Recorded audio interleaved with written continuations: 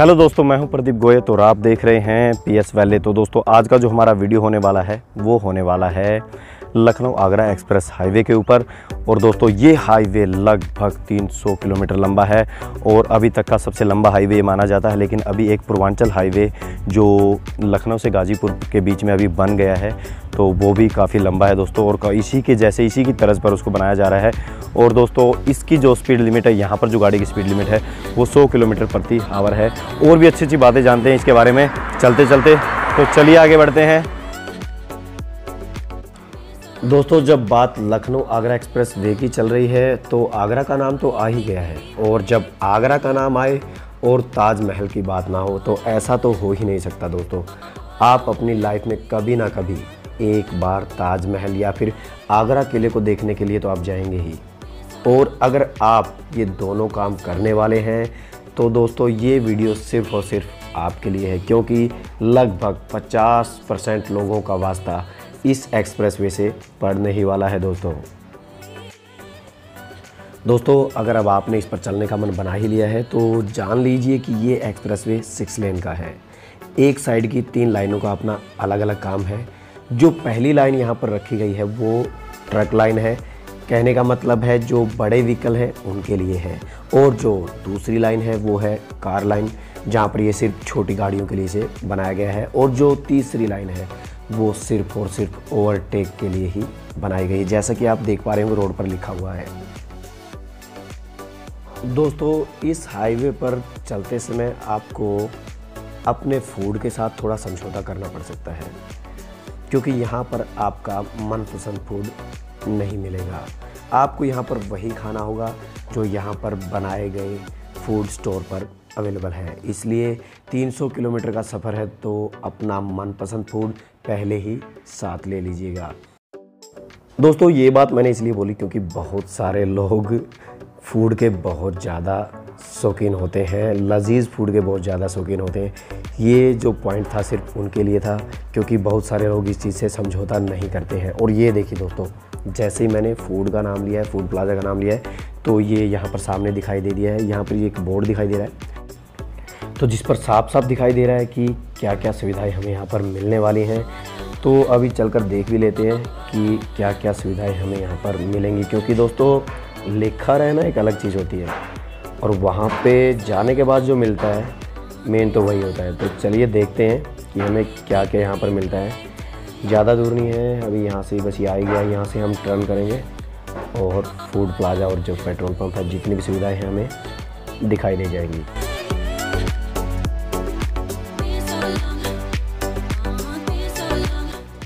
तो दोस्तों यहाँ पर जैसा मैं देख पा रहा हूँ, यहाँ पर बहुत सारी बसें रुकी हुई हैं और साइड में गाड़ियाँ भी बहुत हैं। तो दोस्तों रुकेंगी क्यों नहीं, क्योंकि लगभग 70 से 100 किलोमीटर के बाद ये फूड प्लाजा आता है या फिर ये जो सुविधाएं आती हैं, तो इसलिए भीड़ होना तो वाजिब है।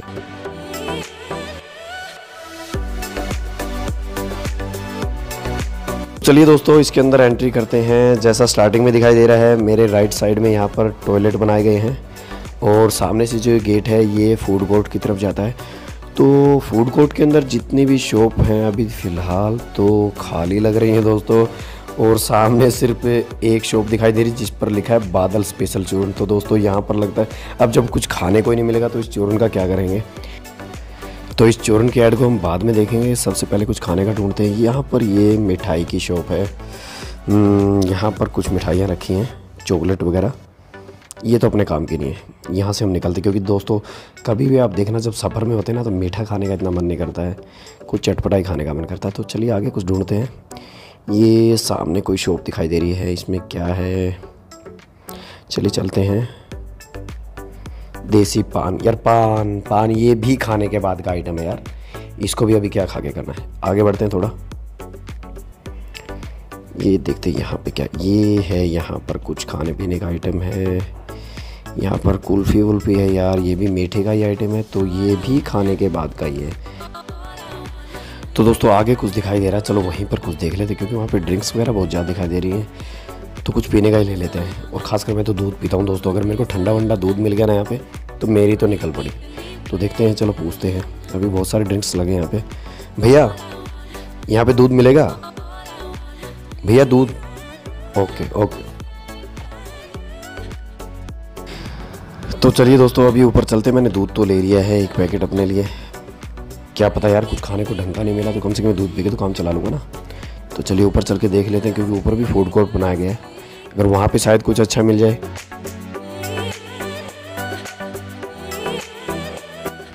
वैसे यार एक चीज़ कमाल ही है ना, कि नीचे की सारी शॉप खाली पड़ी हैं, वहाँ पे कुछ खाने का ढंग का है नहीं, और ये ऊपर चढ़ के बैठ गए हैं। तो देखते हैं यहाँ पे क्या मिलता है जो ऊपर चढ़ के बैठे हैं।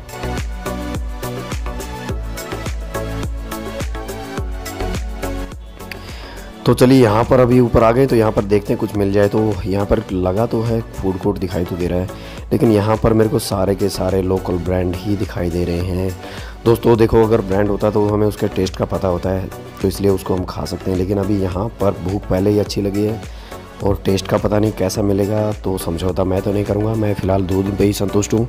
मैं निकलता हूँ यहाँ से, इससे ज़्यादा अपने को कुछ नहीं चाहिए। तो दोस्तों अभी हम बाहर आ गए हैं, और जैसा मैं देख पा रहा हूँ यहाँ पर भीड़ बहुत कम हो चुकी है। तो चलिए अपनी गाड़ी निकालते हैं, हम भी यहाँ से निकल पड़ते हैं। और ये देखिए दोस्तों, जैसे मैंने बोला था, पेट्रोल पंप है यहाँ पर। दोस्तों पेट्रोल पंप तो है, लेकिन यहाँ पर सुविधा एक मेडिकल का भी दिखाया गया था। तो यहाँ पर मेडिकल से रिलेटेड मेरे को अभी तक कोई फैसिलिटी दिखाई नहीं दी। हाँ, खाने के लिए, पेट्रोल पंप के लिए, और ये आपका जो दूसरा था टॉयलेट के लिए, ये अभी तक ठीक प्रोग्राम मेरे को लगा यहाँ पे। अब यहाँ से देख लेते हैं कि अगर मान लीजिए आपकी गाड़ी में हवा कम है तो उनके लिए कोई सुविधा है कि नहीं है। तो यहाँ पर वो चीज़ रखी गई है, आप हवा यहाँ पर डलवा सकते हैं। लेकिन दोस्तों जहाँ तक मेरे को दिखाई दिया, पंचर के लिए, अगर आपकी गाड़ी में पंचर हो गया, आपके ट्यूबलेस टायर जिनके हैं उनके लिए तो है कि यहाँ से हवा डलवा के आगे बढ़ सकते हैं। लेकिन दोस्तों जिनके पास ट्यूबलेस टायर नहीं है वो सावधान हो जाएं, यहाँ पर पंचर वंचर नहीं लगने वाला है। और दूसरा, ट्यूबलेस टायर वालों को भी मैं बोलूँगा कि फिर भी अपने साथ में एक पंप ज़रूर रखें, जो चाहे हैंड वाला हो, चाहे या फिर पाँव वाला पंप हो, या इलेक्ट्रॉनिक्स पंप हो, तो वो अपने साथ में ले लेंगे तो सुविधा ज़्यादा अच्छी रहेगी। दोस्तों ये जो एक्सप्रेस वे है लगभग 300 किलोमीटर लंबा है, और यहाँ पर स्पीड लिमिट है वो रखी गई है 100 किलोमीटर पर आवर। तो आप समझ ही गए होंगे कि 300 किलोमीटर की जो दूरी है वो सिर्फ 3 घंटे में आप तय कर पाएंगे दोस्तों। अगर आपकी कार 100 किलोमीटर पर आवर की स्पीड से जा रही है तो ध्यान रखो कि आपकी कार के टायरों में जो हवा का दबाव है वो कम होना चाहिए, क्योंकि ज़्यादा हवा का दबाव होने से या फिर ज़्यादा हवा डालने से आपका टायर फट सकता है। और जैसा कि मैंने बोला, यहाँ पर पंचर वंचर की सुविधा नहीं है दोस्तों आपके मन में एक सवाल तो आ रहा होगा ना, आप सोच रहे होंगे कि यार जब हाईवे इतना खाली पड़ा है तो 100 की स्पीड क्यों, हम तो 120 चलाएंगे, 140 चलाएंगे। चला लो भाई, कोई दिक्कत नहीं है। लेकिन दोस्तों मैं आपको बता दूं, यहाँ पर थोड़ी थोड़ी दूरी पर आपको साइड में पुलिस की गाड़ियाँ मिल जाएंगी, लेकिन वो गाड़ियाँ आपके चालान नहीं काटेंगी। वो आपकी सुरक्षा के लिए यहाँ पर हैं, आपकी सुविधाओं के लिए यहाँ पर रखी गई हैं, क्योंकि स्पीड के लिए यहाँ पर स्पेशल कैमरे और सेंसर लगाए गए हैं, जिसमें आपकी स्पीड भी उसके अंदर शो हो जाती है। और अगर आपकी स्पीड 100 से ज़्यादा है तो चालान कट कर भी आपके पास पहुंच जाता है। तो दोस्तों सावधानी रखिए, ये नहीं है कि आप किसी भी स्पीड के अंदर आपकी गाड़ी चला रहे हैं और आपको कोई देख नहीं रहा है, तो आपको रास्ते में ही यहाँ पर आपको ये जो स्पीड सेंसर और जो कैमरा है वो दिखाई देंगे, इसलिए थोड़ा ध्यान से। और देखिए दोस्तों, मैंने नाम ही लिया था और सामने एक स्पीड कैमरा आ भी गया है, वो देखिए दोस्तों। अब यहाँ पर अपनी स्पीड यहाँ पर शो हो जाएगी जैसे ही आप आगे बढ़ेंगे। तो ये देखिए दोस्तों, यहाँ पर अपनी स्पीड 77, तो दोस्तों अपनी स्पीड थी 77। तो दोस्तों साथ में वीडियो बना रहा हूँ तो मैं ज़्यादा फास्ट इसको चला नहीं रहा हूँ, तो आपको स्पीड दिखाई दे गई होगी। और अगर मेरी 100 से ऊपर होती तो चालान कट जाता, और चालान लगभग 2500 से कम नहीं कटता है दोस्तों। जब आप ये वीडियो देख रहे हैं तो आप कमेंट के अंदर मेरे से सवाल पूछने वाले हैं, तो इसलिए मैं पहले ही जवाब दे देता हूँ कि क्या हम इस हाईवे को या इस एक्सप्रेस वे को हम कुछ समय के लिए यूज़ कर सकते हैं, जैसे 100 किलोमीटर या फिर 200 किलोमीटर के लिए यूज़ कर सकते हैं, तो बिल्कुल दोस्तों आप इसको यूज़ कर सकते हैं, क्योंकि यहाँ पर जगह जगह पर हर 50 किलोमीटर पे 60 किलोमीटर पे एंट्री एग्ज़िट बनाए गए हैं, जहाँ से आप जब एंट्री करेंगे तो वहाँ पर एक टोल है, जहाँ पर आपका वहाँ पर नोटिस हो जाएगा कि आपने यहाँ से एंट्री की, और फिर जहाँ से आप एग्ज़िट करेंगे वहाँ पर भी एक टोल होता है कि आपने यहाँ से एग्ज़िट की, तो जिसलिए जहाँ से आपने एंट्री की और जहाँ पे आपने एग्ज़िट किया वहाँ से वहाँ तक का आपका टोल कट जाएगा और आप वहाँ से एग्ज़िट कर सकते हैं। और अब जो दूसरा सवाल जो कमेंट में मेरे से पूछा जाने वाला है वो है यू टर्न। जी हाँ दोस्तों, अब सबके दिमाग में ये बात चली होगी कि यहाँ पर हम चढ़ तो गए हैं इसके ऊपर, लेकिन क्या हम यू टर्न ले पाएंगे? तो दोस्तों इसका जवाब होगा हाँ, लेकिन ये यू टर्न इतना आसान नहीं होगा दोस्तों, क्योंकि यू टर्न पहली बात तो बहुत ज़्यादा किलोमीटर चलने पर आता है, और दूसरा यू टर्न लेने के लिए आपको इस एक्सप्रेस वे से नीचे उतरना होगा, और जहां आप नीचे उतरेंगे वहां आपको टोल देना होगा। और हाँ, अब टोल की बात आ गई है तो टोल की बात कर लेते हैं। तो दोस्तों इस एक्सप्रेस वे पर जगह जगह पर टोल नहीं बनाए गए हैं, इसमें सिर्फ आपको एक ही बार टोल देना होता है, वो भी तब जब आप यहाँ से एग्ज़िट करेंगे। लेकिन जब आप इस एक्सप्रेस वे पर चढ़ते हैं तो स्टार्टिंग में ही एक टोल आता है, और जिसके पास फास्टैग नहीं होता उन्हें अपना एग्ज़िट पॉइंट बता के वहीं पर टोल देना पड़ता है।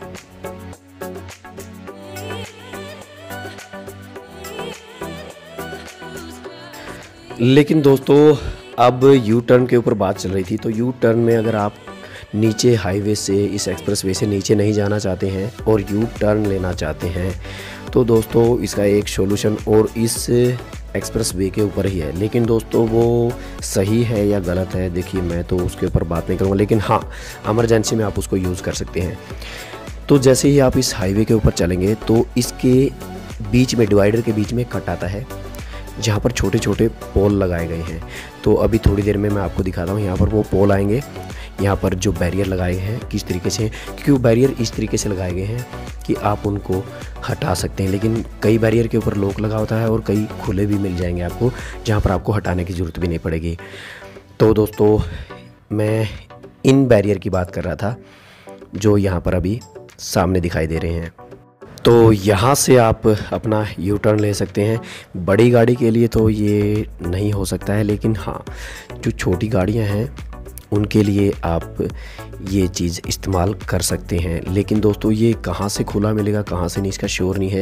हो सकता है 20 किलोमीटर में मिल जाए, हो सकता है 50 किलोमीटर पर मिले, तो ये मैं आपको श्योरिटी नहीं दे सकता हूँ कि आप इतने किलोमीटर पर ही अपना यू टर्न ले सकते हैं। हाँ, लेकिन जहाँ पर भी कई जगह आपको दिखेगा यहाँ से लॉक खोल दिए जाते हैं और इसको पाइप को उठा के साइड में कर दिया जाता है, लेकिन ये आप खुद नहीं कर सकते हैं। अगर इन्होंने कहीं पे करके रखा है तो वो आपके लिए अच्छा हो सकता है, लेकिन ये दोस्तों मैं सही नहीं कहूँगा। बस एक ऑप्शन के तौर पे आप इसको देख सकते हैं, लेकिन आप इसको प्रॉपर सॉल्यूशन इसको नहीं मान सकते हैं। तो चलिए आगे बढ़ते हैं। और दोस्तों अब हम बात करते हैं उस पॉइंट के ऊपर जिसके लिए ये एक्सप्रेसवे फेमस है, और वो है दोस्तों सेफ्टी। तो आपको बता दूं कि इस एक्सप्रेस वे पर सेफ्टी का इतना ज़्यादा ध्यान रखा गया है कि कोई भी जंगली जानवर या आवारा पशु सड़क पर नहीं आ सकता है, क्योंकि इसके दोनों तरफ 6-6 फीट ऊंची वायरिंग यहाँ पर की गई है, जिससे जंगली जानवर के आने का खतरा लगभग ख़त्म ही हो जाता है, ना के बराबर हो जाता है। और दूसरा बात यहीं पर ख़त्म नहीं होती है दोस्तों, रोड के बीच में जो डिवाइडर है, जैसे कि आप देख पा रहे हैं, इस रोड के बीच में जो डिवाइडर है उस डिवाइडर के ऊपर भी एक पेड़ पौधों से लगे एक जाल लगाया गया है, एक नेट लगाया गया है, जो इस खतरे को और भी ज़्यादा कम कर देता है।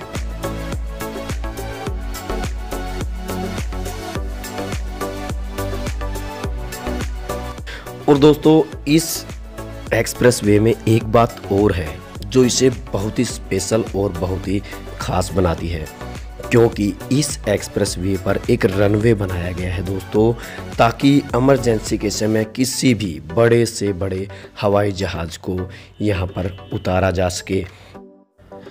और दोस्तों ये रनवे लखनऊ से लगभग 130 किलोमीटर की दूरी पर एक्सप्रेस वे पर ही बनाया गया है और जहाँ पर ये एक्सप्रेस वे पर बनाया गया है वहाँ पर कोई भी डिवाइडर नहीं है, कोई भी रेलिंग नहीं लगाई गई है। और हाँ, अगर कोई रेलिंग लगाई भी गई है तो उसे परमानेंट नहीं लगाया गया है ताकि उसको इमरजेंसी के समय पर हटाया जा सके।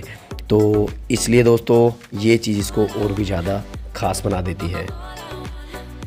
और ये लो दोस्तों, बात करते करते टोल भी आ ही गया है, तो आपको टोल भी दिखाई देते हैं कैसा है। और रनवे की बात कर रहा था दोस्तों, बिल्कुल जैसा ये दिखाई दे रहा है ना यहाँ पे, बिल्कुल इसी तरह का रनवे बीच में बनाया गया है। बिल्कुल मजबूती से सिमटेड रनवे बनाया गया है जो देखने में काफ़ी अच्छा है और काफ़ी किलोमीटर लंबा भी है दोस्तों। तो अभी यहाँ पर ये टोल आ गया है और देखिए, आप टोल भी देख लीजिए कैसा है यहाँ का टोल और कितनी देर तक आपको यहाँ पर रुकना पड़ता है। क्योंकि आपको पता है दोस्तों, यहाँ पर व्हीकल बहुत फास्ट जाते हैं। जितने भी व्हीकल आते हैं बहुत ही फास्ट तरीके से यहाँ से निकलते हैं और बहुत ज़्यादा व्हीकल निकलते हैं। तो फैसिलिटी देख लेते हैं कैसी यहाँ से हमारा व्हीकल कितनी देर में क्लियर हो जाता है। तो ये अभी यहाँ पर हम बढ़ गए आगे और ये देखते हैं। और ये लीजिए दोस्तों, टोल कट गया और हम आगे निकल गए हैं क्योंकि अभी हम आगरा पहुँच चुके हैं दोस्तों। अब यहाँ से आगे सिर्फ़ और सिर्फ आगरा ही है। तो देखा दोस्तों, अगर जिस हिसाब से इसको भारत का सबसे अच्छा एक्सप्रेस वे माना जाता है, तो इसके हिसाब से मैं खाने पीने के हिसाब से और फैसिलिटी के हिसाब से तो मैं इसको ज़्यादा पॉइंट नहीं दूंगा दोस्तों। क्योंकि यहाँ पर जब मैं वहाँ पर रुका था तो मेरे को कुछ इतना ज़्यादा अच्छा लगा नहीं। लेकिन हाँ, अगर सिर्फ हाईवे की, इसकी रोड की बात करें तो सुरक्षा के हिसाब से, सेफ्टी के हिसाब से और लाइटिंग के हिसाब से तो दी बेस्ट है दोस्तों। और अभी एक चीज़ और बचती है, अभी शाम होने वाली है दोस्तों। थोड़ी देर में ये आपको लग रहा होगा, ये कैमरे की वजह से आपको थोड़ी सी क्लैरिटी ऐसी लग रही है कि जैसे अभी बहुत दिन बचा नहीं दोस्तों, लेकिन अब थोड़ी देर बाद ही शाम होने वाली है। और जब अंधेरा हो जाएगा, उस अंधेरे के अंदर हम देखेंगे कि किस तरह का जो लाइटिंग का जो व्यू है इसके ऊपर, हाईवे के ऊपर पड़ता है और कितना क्लियर हमें दिखाई देता है। तो चलिए वो भी हम चेक कर ही लेते हैं। तो दोस्तों, जो बातें मैंने यहाँ पर देखी वो सारी आपके साथ शेयर कर ली हैं और आपको दिखाई भी हैं।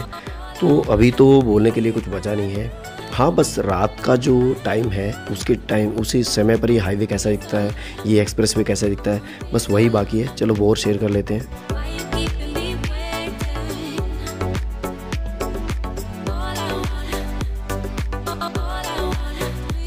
तो दोस्तों, यहाँ पर अपना इंतज़ार ख़त्म होता है और शाम हो चली है। और अगर मैं इस लाइटों को ऑफ कर दूँ तो यहाँ पर बिल्कुल अंधेरा हमें दिखाई देगा। लेकिन दोस्तों, यहाँ पर ये देखिए, सिर्फ लाइट जलाने से ही जो रोड के ऊपर जो रिफ्लेक्टर लगे हैं, बिल्कुल 1 से 1.5 किलोमीटर तक का रोड मुझे बिल्कुल साफ दिखाई पड़ रहा है। तो इस वजह से दोस्तों, अगर आप रात को भी इस पर चलते हैं तो भी आपको 1% भी परेशानी नहीं होगी। आप रात के समय भी यहाँ पर बहुत अच्छे से सफ़र निकाल सकते हैं। क्योंकि इस जो एक्सप्रेस वे के ऊपर कोई फ़र्क नहीं पड़ता दोस्तों दिन है या रात है, क्योंकि आपको जो फैसिलिटी यहाँ पर मिलनी है वही मिलेंगी, वो चेंज नहीं होंगी, वो बिल्कुल ऐसी ही रहेंगी। ठीक है दोस्तों, चाहे दिन में चलें या रात में, तो आपके लिए फैसिलिटियाँ बिल्कुल सेम ही रहेंगी।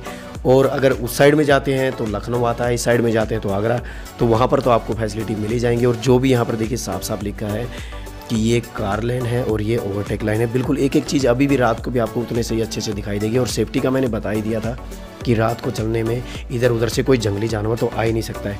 तो इसलिए बेझिझक होकर चलिए। और इस हिसाब से अगर नाइट व्यू के हिसाब से देखो तो भी मैं इस हाईवे को, इस एक्सप्रेस वे को देता हूँ 10 से 9।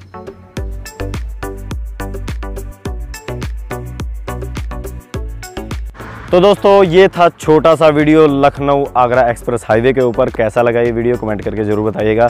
और लगभग मैंने कोशिश की थी कि इसके अंदर सभी जानकारी आपको शेयर करूं, लगभग शायद मैंने कर भी दी होंगी।